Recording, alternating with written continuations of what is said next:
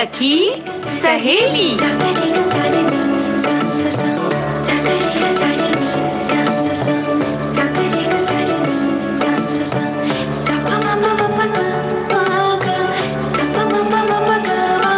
सखी सहेली।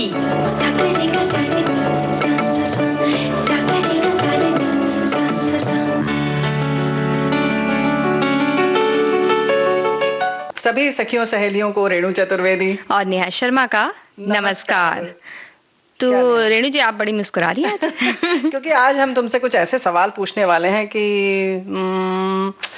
पता नहीं तुम जवाब दे पाओगी कि नहीं। अब ये कह के तो आपने एकदम ऐसे असमंजस में डाल दिया। मुझे लग रहा है सवाल से पहले जवाब किसी तरह हमारे श्रोताओं के जैसे मुझे भी आ जाए। ऐसा जी, बस इसीलिए हमें मजा आ रहा है कि हमें पूरी उम्मीद है कि तुम उसका बहुत सही जवाब नहीं दे पाओगी।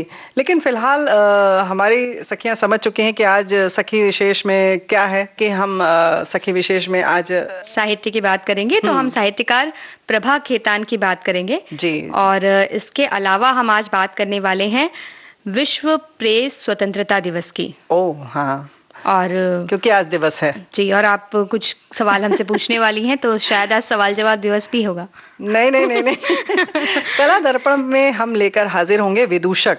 ये जो एक कैरेक्टर कह सकते हैं या चरित्र होता है जी। वो क्या करता है और कहाँ से इसकी शुरुआत हुई और कितनी मान्यता है, इस पर बात करेंगे हम। और सवाल के लिए ये नेहा दोस्तों परेशान है बराबर, इनके चेहरे पर ये दिख रहा है। नहीं, हम इसका भी मजा लेंगे बहुत अच्छी तरह से, क्योंकि बोरियत के बहुत सारे फायदे हैं नया। लेकिन आपका ये सवाल आने वाला है, ये सोच सोच के मुझे बोरियत होने वाली नहीं है।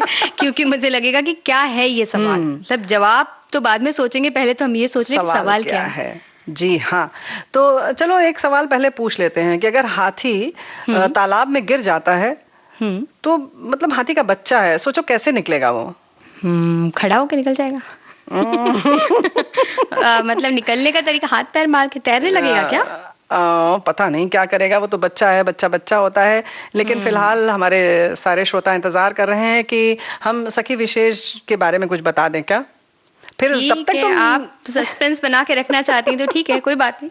हमारी तरह श्रोता भी थोड़े सस्पेंस बनेंगे, या उनको जवाब पता होगा तो शायद जवाब देते हैं। बहुत सारे हमारे श्रोताओं को जरूर पता होगा, लेकिन हमारे बहुत सारे श्रोताओं को ये नहीं पता होगा कि प्रभा खेतान जो एक ख्याति प्राप्त उपन्यास कवयित्री, नारीवादी चिंतक और समाज सेविका थी, उनका जन्म 1 नवंबर 1942 को हुआ।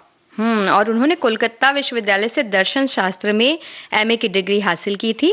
साथ ही ज्यां पॉल सार्त्र के अस्तित्ववाद पर उन्होंने पीएचडी की उपाधि भी हासिल की। है, यानी कि शोध जो उन्होंने किया उसका विषय था कि ज्यां पॉल सार्त्र के अस्तित्ववाद पर। काफी कह सकते हैं कि दार्शनिक सा विषय है। और जो जब सिर्फ मतलब कहना चाहिए कि प्रभा जी जब 12 वर्ष की थी तभी से वो साहित्य साधना से जुड़ गई और 7वीं में थी जब तब उनकी पहली रचना यानी कविता सुप्रभात में छपी थी। वाह, तो बहुत छोटी उम्र से ही वो लग गई साहित्य के सेवा में कह सकते हैं। और उनके ज्ञान और कार्य का जो क्षेत्र था बहुत ही विस्तृत था। वो दर्शन, अर्थशास्त्र, समाजशास्त्र, बाजार और उद्योग जगत की बहुत गहरी जानकार रही। और उनकी एक कामयाबी ये भी थी कि उद्योग और साहित्य दोनों ही क्षेत्रों में उन्होंने समान रूप से अपने आप को स्थापित किया। ये बड़ा विरोधी सा विषय है, यानी कि साहित्य और व्यापार। लेकिन फिर भी उन्होंने बखूबी निभाया और दोनों में महारत हासिल थी। कोलकाता चैम्बर ऑफ कॉमर्स की वो पहली महिला अध्यक्ष रहीं। ये भी यानी कि रिकॉर्ड उन्होंने अपने नाम किया। 1980 से 89 तक वो साहित्य में काफी सक्रिय रहीं और उनके 6 कविता संग्रह अपरिचित उजाले, सीढ़ियां चढ़ती ही मैं और एक और आकाश की खोज में, और इसी के साथ कृष्ण धर्मा में, हुस्नो बानो और अन्य कविताएं, साथ ही अहिल्या। इसके अलावा उन्होंने 8 उपन्यास भी लिखे। आओ पेपे घर चलें, तालाबंदी, अग्नि संभवा, एड्स, छिन्न मस्ता, अपने अपने चेहरे, पीली आंधी और स्त्री पक्ष। और लघु उपन्यास भी क्या? लघु उपन्यास जो है उनका शब्दों का मसीहा सार्त्र, बाजार के बीच, बाजार के खिलाफ, और ये सब काफी साहित्य के क्षेत्र में प्रसिद्ध हुए। और ये जो हम लोगों ने बात की ना नेहा, कि जो कविता संग्रह ये 1981 से लेकर इनकी लगभग 1988 तक लिखा, और उपन्यास 1991 से लेकर 96, 99 तक इन्होंने इस पर कार्य किया। तो वैसे प्रभा खेतान का नाम नारीवादी चिंतन में अलग ही तौर से लिया जाता है, क्योंकि उनके जीवन के साथ साथ उनकी रचनाओं में भी इसकी झलक मिलती है। और अलग-अलग उपन्यासों में अलग-अलग जो किरदार होते हैं वो इस तरह से अपने विचार जब रखते हैं, तो एक तरह से वो लेखिका का ही विचार है जो हाँ, अपने बिल्कुल, जो उन्होंने अपने जीवन से या तो अनुभव लिया, जैसे कि पीली आंधी हो या उनकी आत्मकथा अन्या से अनन्या तक, वो स्त्री के हर पक्ष को सामने लाती रहती है। और उनकी आत्मकथा देश में किसी महिला की पहली ऐसी आत्मकथा मानी जाती है जिसमें एक महिला के तौर पर खुद को परखने और देखने की और समझने की एकदम कहते हैं ना बिल्कुल अलग सी दृष्टि है उनकी। और उनके उपन्यास जो आत्मकथा उनकी है उसमें उन्होंने कई ऐसी बातों का बेबाकी से उल्लेख किया है जिसको पढ़ के तो लोग हैरान रह गए कि कोई अपने जीवन की इन बातों को तो बिल्कुल लिखकर सामने रख नहीं सकता है। यानी कि जिन पक्षों को लोग छुपा कर रखते हैं उसको भी उन्होंने बड़ी बेबाकी से उजागर कर दिया। और उनकी आत्मकथा जो थी वो पहले एक पत्रिका, बहुत ही चर्चित पत्रिका के अंकों में छपती रहती थी और उसके बाद 2007 में इसे किताब के रूप में सामने उन्होंने लाया। और इसके अलावा भी उनकी एक जो कृति है उसकी भी बहुत चर्चा होती है। और फ्रांसीसी साहित्यकार सिमोन द बोआ की किताब द सेकंड सेक्स के हिंदी अनुवाद स्त्री उपेक्षिता ने प्रभा खेतान को, जैसे कि तुम कह रही हो, बिल्कुल अलग मुकाम दिया। और ये भी कहा जाता है कि इस अनुवाद के साथ प्रभा खेतान ने स्त्री विमर्श के एक युग का आरंभ कर दिया, क्योंकि जो आत्मकथा में मतलब कहते हैं ना कि आमतौर पर हम थोड़ी सी मतलब पक्षपात कर जाते हैं, है ना, क्योंकि हम अपने उन पक्षों को उजागर नहीं करना चाहते जो कहीं ना कहीं से एक समाज में उसकी मान्यता नहीं है, टैबू होता है या कहीं ना कहीं उसमें पाबंदी होती है, तो हम उस पक्ष को उजागर नहीं करना चाहते हैं या सामाजिक दृष्टि से देखा जाए तो वो कहीं ना कहीं गलत माना जाता है। बिल्कुल, और ऐसा कह सकते हैं ना कि कोई लेखिका या लेखक है वो अपने आप को एक अलग नायक बनाकर कर सकता है, वो किसी तरह से अपने आत्मकथा तो वो खुद ही जानते हैं। बिल्कुल, तो वो इस तरह से उसे बदल के काल्पनिकता उसमें डालकर कुछ अलग ही कहानी भी बना सकते हैं। यानी कि उपन्यास के तौर पर अपनी बात लिख सकते हैं या कहानी में, लेकिन इस तरह से आत्मकथा में करना एक वाकई बहुत बड़ी बात है और सच बात है, इसको इन्होंने राह दी। और प्रभा खेतान को उनके साहित्यिक योगदान के लिए महापंडित राहुल सांकृत्यायन पुरस्कार और बिहारी पुरस्कार से सम्मानित किया गया था। उनका लेखन महिलाओं को देखने की एक नई दृष्टि और एक तर्क लेकर आया। वो एक काफी संपन्न घर से वो ताल्लुक रखती थी और अगर वो चाहती तो वो अपने सुख सुविधाओं में रह सकती थी, लेकिन इसके अलावा उन्होंने स्त्री संसार की संवेदना और चेतना के लिए कई रचनात्मक स्तर पर कार्य किए। और 20 सितंबर 2008 को प्रभा खेतान ने इस दुनिया को तो अलविदा कह दिया, लेकिन उनके द्वारा जो स्त्री विमर्श की अलग जगह है वो लगातार आगे बढ़ रही है। और आप सब भी अगर कोशिश करें तो उनके कुछ जो भी उपन्यास हैं उनको पढ़ें और देखें कि किस बेबाकी से उन्होंने लिखा है। उसके बाद साथ साथ एक और बड़ी बात है बाजारवाद को समझना, और उसके साथ एक आप नारीवादी चिंतक बनी रहें, और उसके साथ साथ समाज सेवा का भी आपने कार्य किया। तो ऐसी हमारी जो प्रभा खेतान जिनकी आज हम बात कर रहे हैं सखी विशेष में, उन्हें हम याद करते हैं, नमन करते हैं और एक गीत सुना देते हैं। बिल्कुल।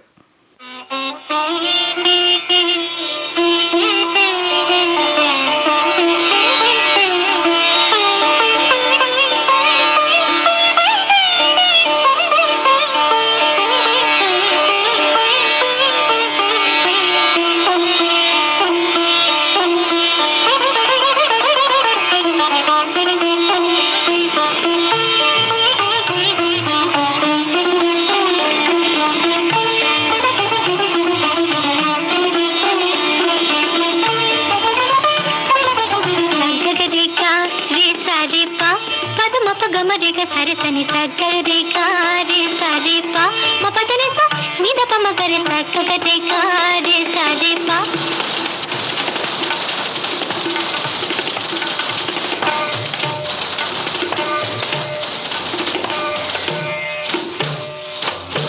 कासे कहूँ मन की बात, कासे कहूँ मन की बात, बेर बलवा दुखिया कर गए, दुख को ले गए साथ।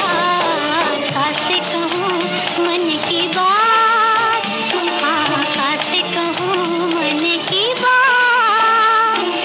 धनी धनी पद मप गम रे ग सरे निसा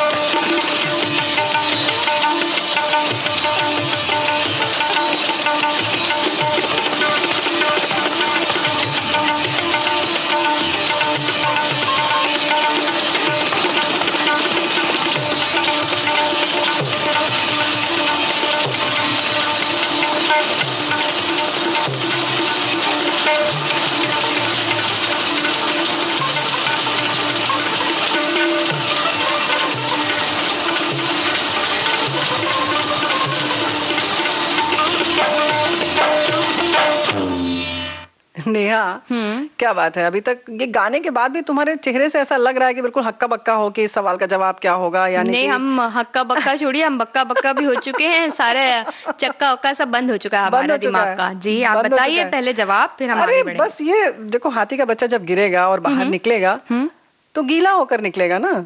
ओहो, ये तो मतलब हमने तो बहुत सारे अपने तर्क के घोड़े इधर उधर दौड़ा दिए। निकालना था हाथी का बच्चा, तो इसलिए घोड़े निकल गए कहीं और हाथी का बच्चा गीला होके बाहर आ गया। और अब तो तुम्हारा दिमाग भी थोड़ा सा तर हो चुका होगा, है ना? हमारा दिमाग तर हो चुका है, हाथ से हंस सूख तो नहीं चुका होगा, हम ये नहीं कह सकते, लेकिन अब सक्रिय हो चुका है। अब सक्रिय हो गया। अब कहीं कहीं अब आप हमसे कोई भी सवाल पूछेगा, हम फटाफट जवाब दे देंगे। तुम तो सवाल नहीं पूछोगी ना कि बदला ले लेते हैं आज हम रेणु जी से। अब इस स्तर का सवाल हमारे पास अभी है नहीं, तो हम सोच रहे हैं तब तक बातचीत की, अगले गीत तक शायद हमको कुछ याद आ जाए। नेहा, मतलब इस तरीके के सवाल के लिए सोचना पड़ता है। इसके लिए ही तो सोचना पड़ता है। बाकी सवालों का जवाब तो हमें किताबों में मिल जाता है, लेकिन इसका जवाब हमें अपने दिमाग दौड़ के घोड़े जो इधर उधर निकल गए हमारे, वो वापस आ जाएं, उसके बाद हम पूछेंगे। चलिए ठीक है, तो भाई हम इंतजार करेंगे। और जो हम बात कर रहे हैं विदूषक की, दोस्तों आप समझ चुके हैं कि हंसना कितना जरूरी है और किसी को हंसाना कितना जरूरी है। ये तो बहुत जरूरी है, शायद इसीलिए कल हास्य दिवस मनाया गया। हाँ, और इसकी शुरुआत 1998 से शुरुआत हुई, ताकि लोगों को ये बताया जा सके कि जीवन में हंसने का कितना महत्व है ना? और इससे शारीरिक मानसिक स्वास्थ्य ठीक रहता है और सकारात्मक माहौल तो बनता ही है। और वैसे हम देखा जाए तो आजकल तो सारे उदास होके कहीं बैठे रहते हैं साइड में, और बहुत सारे अगर उन्हें चुटकुले सुना दिए जाएं तो वो उसमें से ऐसा चुनते हैं कि इसमें हंस लें, नहीं इसके बाद और अच्छा आ सकता है, उसमें हंसेंगे। हाँ, तो और बचत करके उससे ज्यादा मजेदार तो ये है कि उसमें सोचते हैं कि अगर हंसी आ भी गई गलती से तो कितना इंच हंसना है या कितना सेंटीमीटर हंसना है ना? ये भी नाप तोल चलता है ना। लोग समझे नहीं हमारे बारे में कि हम ऐसे खिलखिला के हंस दिए, अरे वो तो बार बार हंस देता है, कितनी बड़ी बेइज्जती होती है, कितनी जोर से हंस देता है भाई, या कितना फालतू का है। हाँ, हर बात में हंस देते हैं भाई। हाँ, तो भाई लेकिन ऐसा नहीं है, हंसते हम इसलिए। लेकिन अगर देखा जाए तो प्राचीन काल से ही हमारे देश में हास्य को एक कला के रूप में सम्मान मिला है, और विदूषक के रूप में व्यक्ति जो है वो हर काल में मौजूद रहे हैं, और उनका काम होता था सबको हंसाना। नाट्य शास्त्र के रचयिता आप सब जानते हैं भरत मुनि हैं, और भरत मुनि ने भी विदूषक के चरित्र और रंग रूप पर काफी विचार किया, और वो अश्व घोष हों या भास, सभी के नाटकों में इस पात्र को बहुत अच्छा स्थान मिला है, बहुत सम्मान मिला है। और आगे चल के भी अगर हम देखते हैं तो रंगमंच और अलग अलग मंचों के द्वारा विदूषक जो हैं वो हमारे जीवन का हिस्सा बने रहे हैं। और विदूषकों की अगर हम बात करें तो किसी भी नाटक और मंच में वो व्यक्ति विदूषक होता है जो अपने चेहरे पर अलग अलग तरह के रंग रोगन करके आता है, कभी अनोखे परिधान धरता है, तो कभी नाक से बोलता है अजीब सी आवाज करके, या कभी मंच पे जब वो बस आ जाए तो लोगों के चेहरे पे मुस्कान अपने आप आ जाती है। बिल्कुल, या कुछ अपने हाव भाव ऐसे वो प्रदर्शित करते हैं कि लोगों के पेट में बल पड़ जाए, हंसते हंसते लोटपोट हो जाए। और वैसे जो अभी तुमने कहा ना कि बहुत सोच समझ कर हम हंसते हैं, तो भाई सोचने के लिए बहुत सारी और भी चीजें हैं, हंसने के लिए मत सोचिए। हंसने के लिए भी सोचने लगे तो फिर बाकी चीजों पर क्या करेंगे। जी। तो हम ये कह सकते हैं कि जोकर भी विदूषक है, या विदूषक का आधुनिक रूप कह सकते हैं ना। इन दोनों में भी जो मजाकिया शो आते हैं उनमें अलग अलग भेष बदल कर धर कर हंसाने वाले विदूषक की श्रेणी में आते हैं। ये अलग बात है कि विदूषक न सिर्फ वेशभूषा से बल्कि उनकी बातें जो होती हैं वो खास होती हैं, वो प्रभाव छोड़ती हैं। तो कई बार बड़ी गंभीर बातें वो करते हैं, अगर आप उनकी बातों पे बाद में सोचें हंसने के बाद, यहाँ सोच सकते हैं, तो आपको पता चलेगा कि वो जो हल्के फुल्के मजाक के तौर पे बड़ी गंभीर बातें, कभी वो व्यवस्था पर चोट करते हैं, कभी वो सामाजिक किसी बात पर चोट करते हैं, लेकिन वो हंसी मजाक में कह देते हैं, किसी को बुरा भी नहीं लगता, और आप एक सवाल लेकर या एक विचार लेकर अपने साथ अपने घर जाते हैं। यानी कि आप मंथन करते हैं कि ये जो इन्होंने कहा वो कितना गंभीर है। जैसे कि अगर हम बात करें तो दहेज की बात हो, या कुछ और सती प्रथा, या कुछ भी ऐसी सामाजिक जो हमारे अंधविश्वास है कुछ कई जगहों पर, उन सब को लेकर रूढ़िवादी चीजों पर, या हमारी कुछ ऐसी आदतों पर, ये चोट करते हैं या यूं कह के हमें झकझोरते हैं कि भाई सोचो ये सही है या नहीं है ना। तो ये कभी कभी सूत्रधार के तौर पर भी अपनी सारी बातें कह जाते हैं, किसी नाटक में सूत्रधार के तौर पर आते हैं, और आमतौर पर विदूषक नायक का मित्र होता है, साथ साथ रहता है। बिल्कुल, उनके साथ रहते हैं। और ऐसा कह सकते हैं कि मंच छोड़कर जब नायक जाता है तो विदूषक पूरा मंच का राजा होता है, वो संभाल लेते हैं पूरे मंच को। या कई बार मंच में ऐसा भी होता है ना कि बीच में एक अंतराल सा होता है, एक दृश्य बदल रहा है, उस समय पर्दे के सामने आकर भी ये ऐसा मनोरंजन करते हैं कि लगता ही नहीं, लगता है कि ये जो है मुख्य नाटक है। बाद में इनके अंतराल में हम बाकी नाटक देख रहे हैं, कई बार ऐसा भी हमें लगता है। बिल्कुल, ये तो निर्भर करता है कि विदूषक का अभिनय कैसा है या वो जो संवाद बोल रहे हैं वो कितने सशक्त हैं। तो हल्के फुल्के मजाक हमको लगता है कि बड़ा आसान सा आए और चुलबुलापना कुछ किया और दिखाकर चले गए, लेकिन वो इतना आसान नहीं होता है दोस्तों।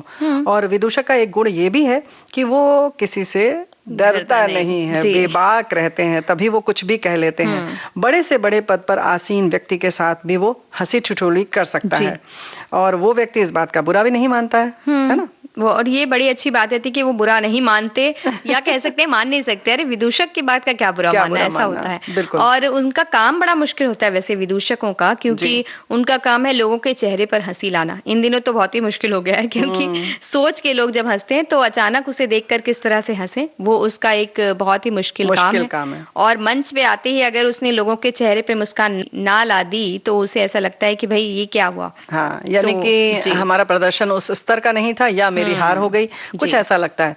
लेकिन मुश्किल काम है। कर्नाटक में दोड़ट्टा नाट्य में विदूषक ही सूत्रधार होता है, इसे अडासोगु कहा जाता है। और मालवा की माच शैली के विदूषक का नाम होता है शेरमार खां। क्या बात है। रासलीला के विदूषक का नाम मनसुखा होता है, जो बहुत भोला भाला होता है, और गोपियां उसके ऊपर बहुत हंसती हैं, यानी गोपियों के हास्य का पात्र वो बनता है हमेशा। और नेपाल के कार्तिक नाच में विदूषकों को विपटा नाम मिला है। और बिहार की अगर बात करें तो लोकनाट्य शैली विदेशिया में विदूषक को लबार कहा जाता है। यानी कि हर जगह अलग अलग है, लेकिन इनका उपस्थित रहना बहुत आवश्यक होता है। वो चाहे कोई भी भाषा हो, कोई भी प्रांत हो, जहां मंच है वहां विदूषक है। उसे कई जगह अलग अलग नाम मिले हैं, लेकिन काम वही है, लोगों को हंसाना। और नेहा जी, ये जो है ना, ये हमारा ये पूरी जिंदगी भी तो रंगमंच है, तो यहाँ भी तो जरूरत है हमारी। बिल्कुल, तो यहाँ भी हमें कहीं ना कहीं विदूषक बन जाना चाहिए जहाँ जरूरी है। प्रश्न याद आया? प्रश्न नहीं याद आया। हमने कहा था गाने के बाद हम प्रश्न पूछेंगे। अच्छा, तो फिर ठीक है भाई, फिर गाना सुनाते हैं हम। चलो सुनोगे ये गाना? ठीक है।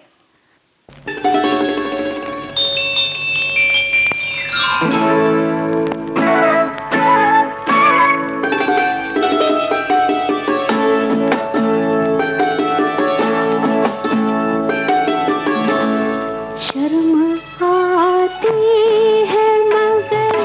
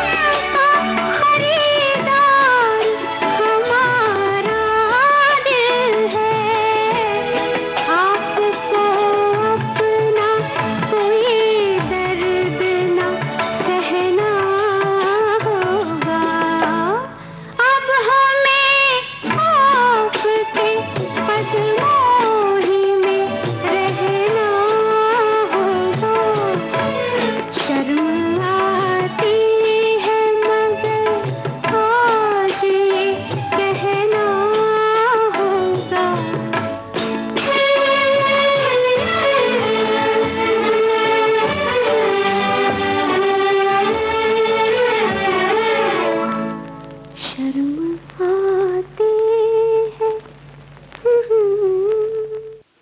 ये बहुत ही प्यारा मीठा सा गीत। और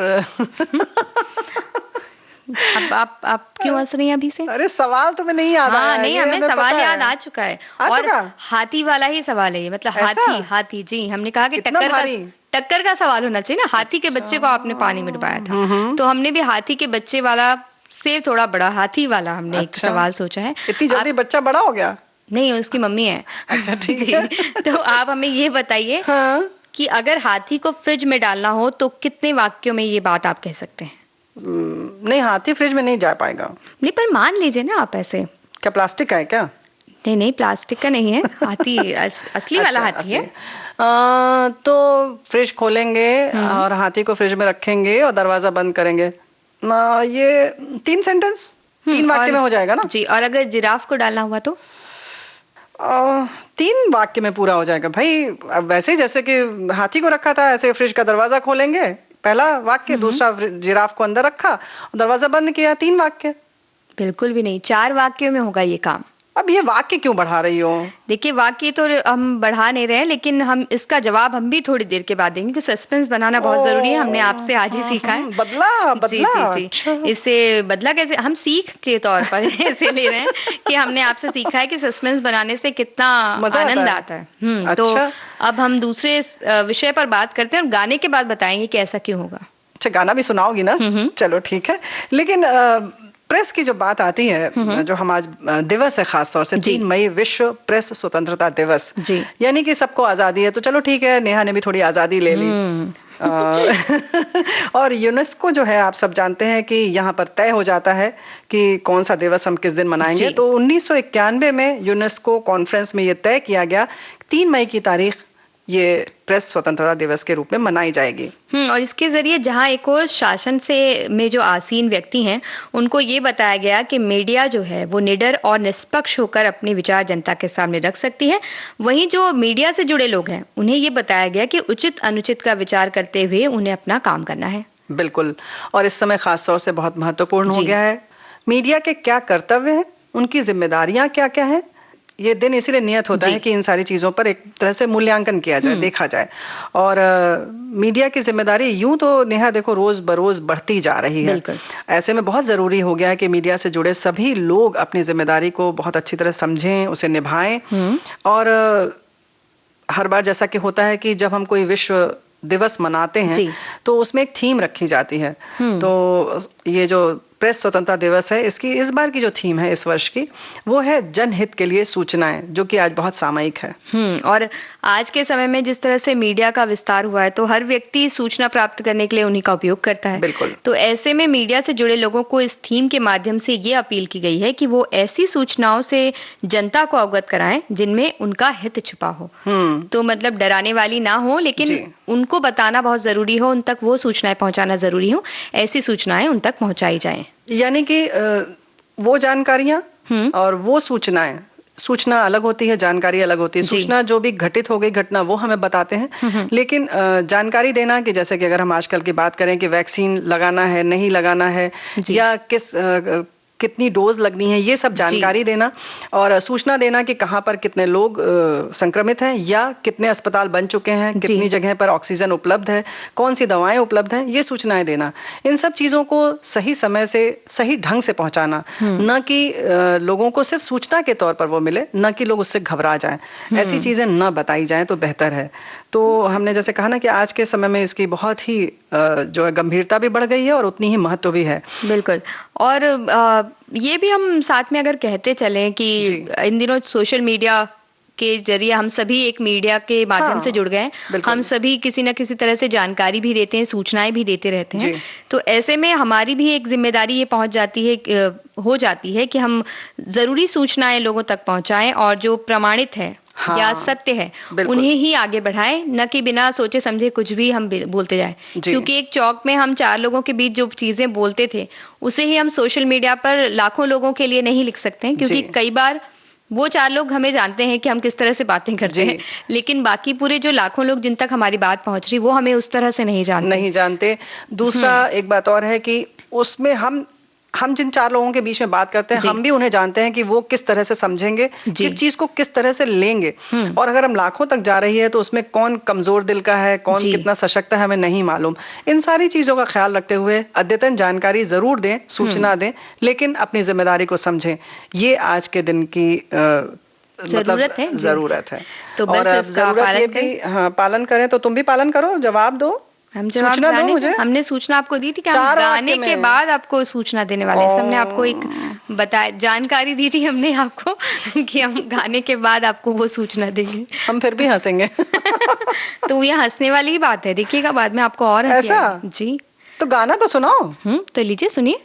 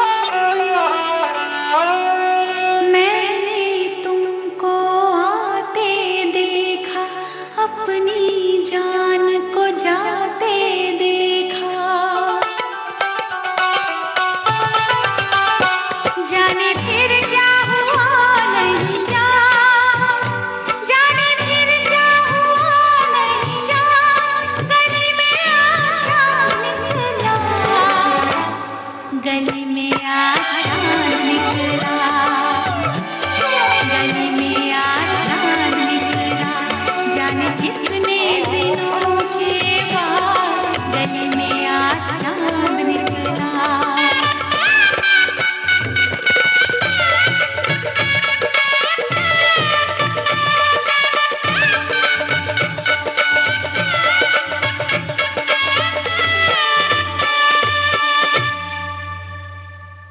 ये क्या हुआ भाई, आप इतना अच्छा गाना सुनाया पर आप ऐसे। हम बोर हो रहे हैं। अरे पर बोर होने की क्या बात है, इतनी अच्छे गीत आपने आपको सुनवाया। मेरे दिमाग में वही चल रहा है, ये 4 वाक्य वाला मामला। एक वाक्य कहाँ से ज्यादा आ गया? अरे हाथी से जबकि पतला है जिराफ, तो कहाँ से एक वाक्य ज्यादा आ गया भाई?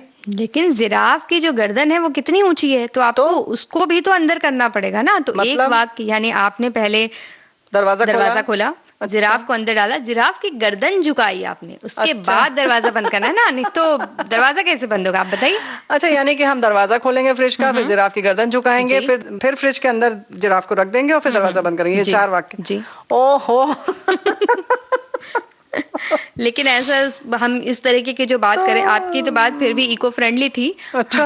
हमारी बात को ऐसा ना समझा जाए कि भी हम सच में जिराफ को फ्रिज के अंदर डाल रहे हैं, है ना? बिल्कुल, ऐसी हमारी कोई मंशा नहीं है। सिर्फ सिंपल सा हमारा ये प्रयास है कि आप इस माहौल में भी हंसते रहें, खुश रहें, और जब हम ये हंसते हैं तो हम बाकी परेशानियां अपनी भूल जाते हैं बहुत हद तक, कि क्या चल रहा है, कितने परेशान हैं हम और कितना बोर हो रहे हैं। नहीं, बोर तो बहुत आसानी से हम होते हैं, हंसते हंसते भी कई बार हम बोर हो जाते हैं कि बहुत देर हो गई हम हंसे जा रहे हैं, हम बोर हो गए और कुछ नहीं कर रहे हैं, हंसने से बोर हो गए, ऐसा बोलते हैं ना बहुत से लोग कि भाई हम हंसने से बोर हो गए, रोते रोते बोर हो गए, बैठे बैठे बोर हो गए, खड़े खड़े बोर हो गए, सुबह से खाना बना बना के बोर हो गए। तो ऐसा एक ही साथ तो बोरियत जो है वो किसी भी समय आ सकती, किसी भी तरह से आ सकती है। तो इसको रोको ना, नहीं रोक सकते हैं। इसे रोकना नामुमकिन, ये एक ऐसी चीज है जो कभी ना रुके, इस तरह से कह सकते हैं। तो हम सब इससे 2-4 होते रहते हैं, और ये हमारी बहुत अच्छी सहेली है कह सकते हैं, और हमारे साथ हमेशा रहती है। तो इसको भाई किस तरह से, पहली बात तो 2 तरह की बोरियत हो जाती है। बहुत हंसमुख लोग भी बोर होते हैं, और बड़े बोर जो लोग होते हैं खुद जब सबके साथ बैठते हैं, लेकिन अकेले बड़े मस्त रहते हैं। हाँ, तो वो कहते हैं कि भाई, बहुत से लोग बोलते हैं कि भाई ये बहुत बोरिंग है, लेकिन असल में वो जब अकेले बैठते हैं तो बड़े खुश रहते हैं, आनंद में रहते हैं। हाँ, और बहुत से लोग होते हैं जो लोगों के बीच जब जाते हैं तो उनके आसपास लोग खुश रहते हैं बहुत ज्यादा, लेकिन वो व्यक्ति अकेले जब बैठते हैं तो वो बोर हो जाते हैं। तो बोरियत जो है वो लोगों के पास आती जाती रहती है, और किसी के पास भी आ सकती है, किसी के पास से जा सकती है। लेकिन बोरियत के कुछ फायदे जो हैं उन पर हम चर्चा करना चाहते हैं दोस्तों, क्योंकि जब हम बोर होते हैं या यूं कहें कि बिल्कुल खाली हो जाते हैं, तो कहीं ना कहीं हमारी कल्पना के घोड़े जो हैं वो दौड़ने लगते हैं। तो क्या ऐसा करें जिससे हम बोर ना हो, ये हम जब सोचते हैं तो हम कोई नया काम करने निकल जाते हैं, या कुछ ऐसी चीजें जिनसे हम कतराते रहते हैं कि ये नहीं, अभी नहीं कर सकते, ये शायद हम ना कर पाए। जब हम बहुत ज्यादा बोर हो जाते हैं तो हम सोचते हैं चलो कुछ नहीं तो यही करके देख लें, यही निपटा लो। तो इस तरह से भी हम बहुत सारी रचनात्मक कार्यों में लग जाते हैं। रचनात्मक कार्य भी हो सकते हैं, या वो ऐसे काम भी हो सकते हैं जिनको हमने बहुत दिनों से स्थगित कर रखा है लेकिन बहुत जरूरी थे, है ना? जैसे किसी को पत्र लिखना, या कहीं कुछ पेंटिंग करना, या कुछ सिलाई करना, या कुछ भी हो सकता है, या किसी से फोन पर बात करना। बहुत दिन से सोच रहे थे उनसे बात करना है, नहीं की थी, लेकिन आज बहुत बोर हो रहे थे, लाओ अब उनसे बात कर ही लेते हैं। बात करते करते बोर हो जाते हैं कई बार। कई बार तो फिल्म देखते देखते भी लोग बोर हो जाते हैं, मतलब टीवी देख रहे हैं या फिल्म देख रहे हैं या कोई चीज सुन रहे हैं, किसी से बात करते करते वो बोर हो जाते हैं। तो उन्हें कह सकते हैं कि बोर होना एक ऐसी प्रक्रिया है जिसमें हम जो काम कर रहे हैं वो हमें ऐसा लगता है कि वो बेकार है, या हमारा वक्त उसमें बर्बाद हो रहा है। पहले जो तुमने बताया वो तो समझ में आ रहा है कि यानी एक सीमा तक ही कोई भी काम हो, चाहे वो अच्छा या बुरा, वो एक सीमा तक तो ठीक रहता है, लेकिन उसका एक आता है, जैसे कहते हैं ना, घड़ा भर गया, उसके बाद बोर होने लगते हैं, वो बिल्कुल बाहर आ जाता है। तब हमने सोचा हम 15 मिनट बात करेंगे, हमने फोन लगा दिया, सामने वाले ने सोचा कि वो बोर हो रहा है, वो आधे पौने घंटे हमसे बात करेगा, तो हम 15 मिनट तक बोर नहीं होंगे, लेकिन वो पूरा पौने घंटे तक बोर नहीं होगा। सबकी अपनी अपनी सीमा रेखा है, तो ये आपको देखना है।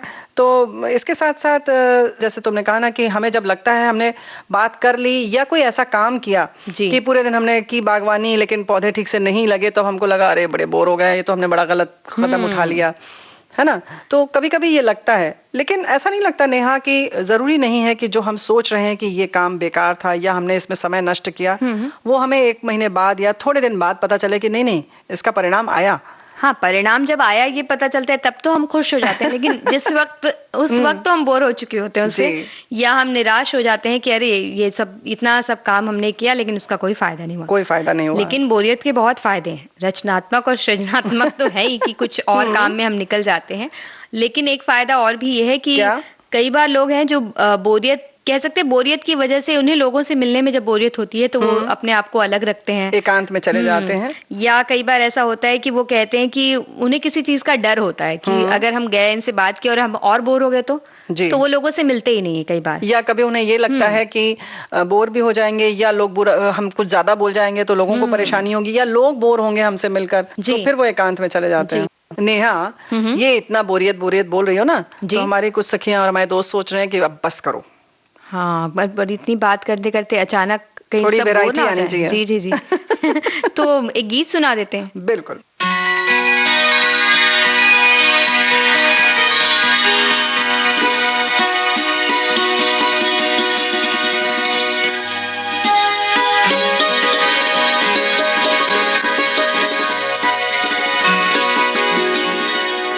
न जाने क्या हुआ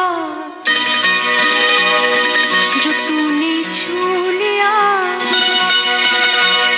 न जाने क्या हुआ जो तूने छू लिया, खिला गुलाब की तरह मेरा बदन निखर निखर गई, संवर संवर गई, निखर निखर गई, संवर संवर गई, बना के आईना तुझे जाने मन, न जाने क्या हुआ जो तूने छू लिया।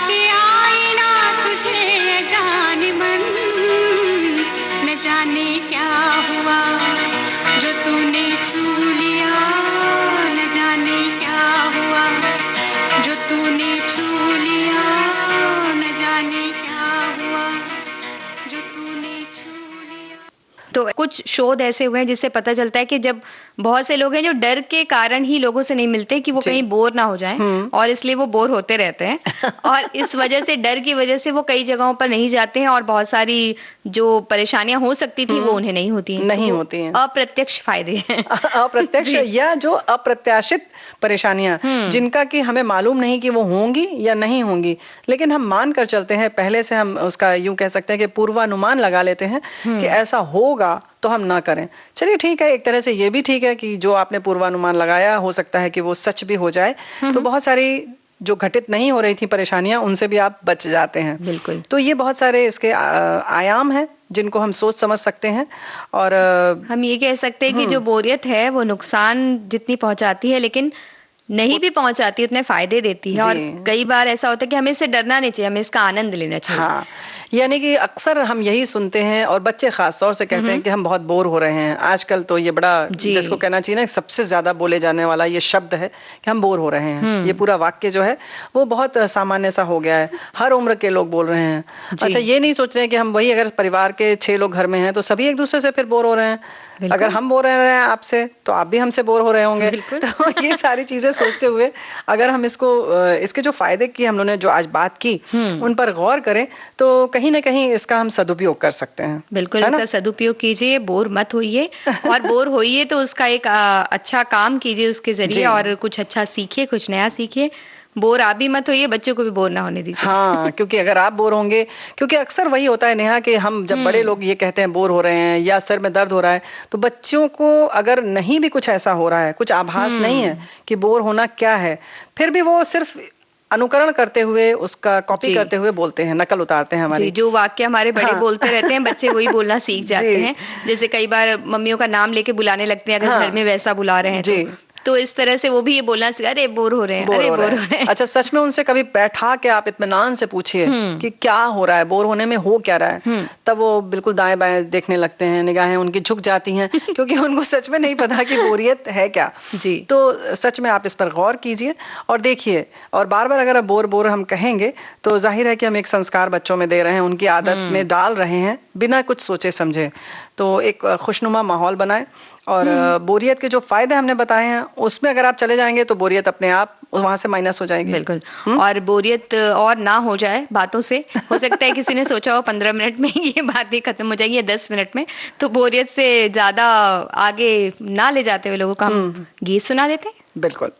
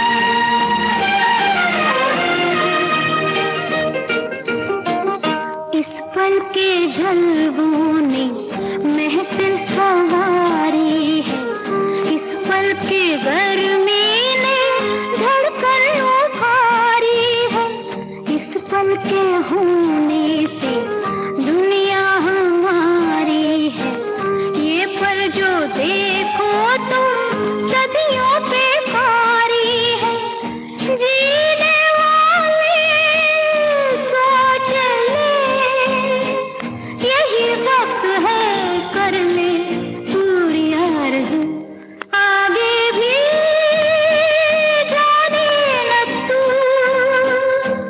पीछे भी जाने न तू,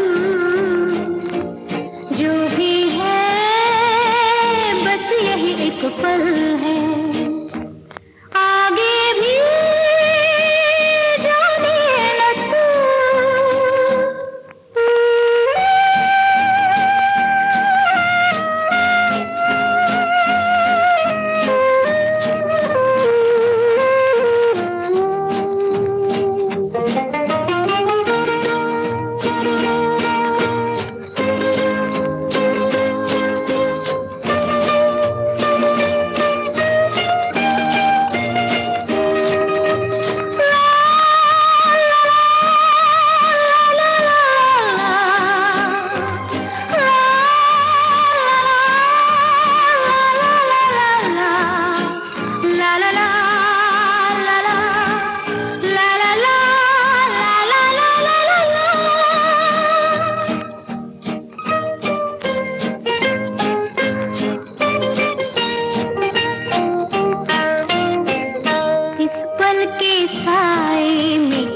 अपना ठिकाना है, इस पल के आगे की हर शय फसाना है, कल किसने देखा है, कल किसने जाना है, इस पल से पाएगा जो तुझको पाना है, जीने वाले सोच ले, यही वक्त है कर ले पूरी आरज़ू, आगे भी जाने न तू,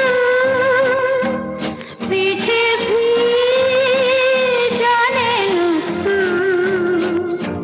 जो भी है बस यही एक पल है, आगे भी जाने न तू, पीछे भी जाने न तू,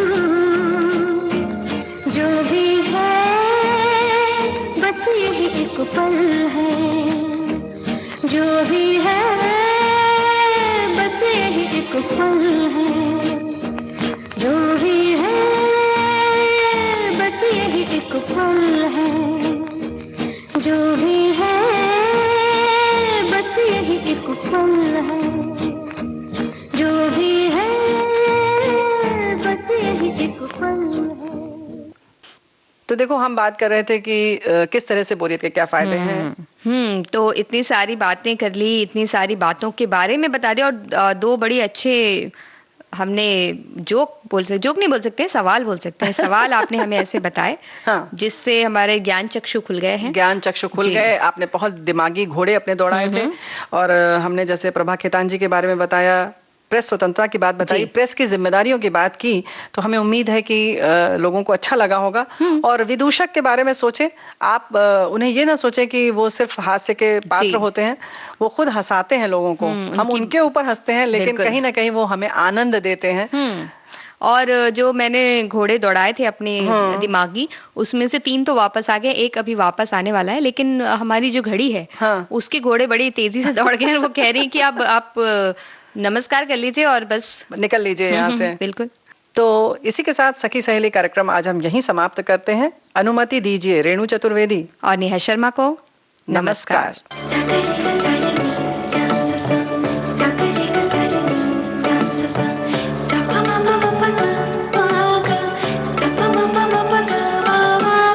सखी सहेली।